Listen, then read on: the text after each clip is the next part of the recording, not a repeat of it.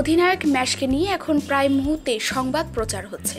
এর কারণ বাংলাদেশ জাতীয় ক্রিকেট দল ওয়েস্ট ইন্ডিজ সফর।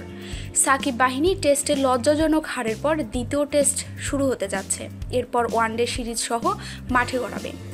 অধিনায়ক মাশরাফিকে ছাড়া দল মাঠে নামবে চিন্তা করাই কঠিন।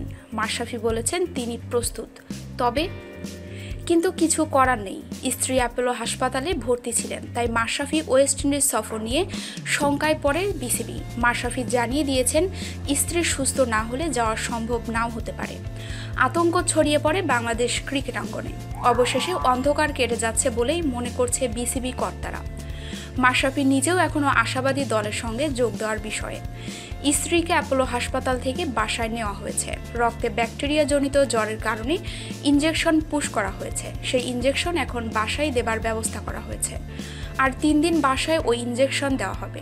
যদি এর মধ্যে বড় কোনো সমস্যা দেখা না দেয়, তাহলে মাশরাফি 16 জুলাই ওয়েস্ট ইন্ডিজের পথে বিমান ধরবেন। ম্যাচের একটি বিশ্বস্ত সূত্র থেকে জানা গেছে, অধিনায়ক তার লাগেজ গোছানো শুরু করে দিয়েছে। প্রিয়তমা স্ত্রীও সাহস যোগাচ্ছেন। সূত্রটি জানিয়েছে, মাশরাফির স্ত্রী অভয় দিয়েছেন আর 2টা দিন কেটে গেলেই বড় ধরনের আশঙ্কা দূর হবে। মাশরাফির স্ত্রীকে বলেছেন, আমি প্রস্তুত, তবে শেষ মুহূর্ত দেখব। যদি কোনো সমস্যা 15 জুলাই পর্যন্ত না হয়, তাহলে আমি ইনশাল্লাহ ওয়েস্ট ইন্ডিজ যাচ্ছি।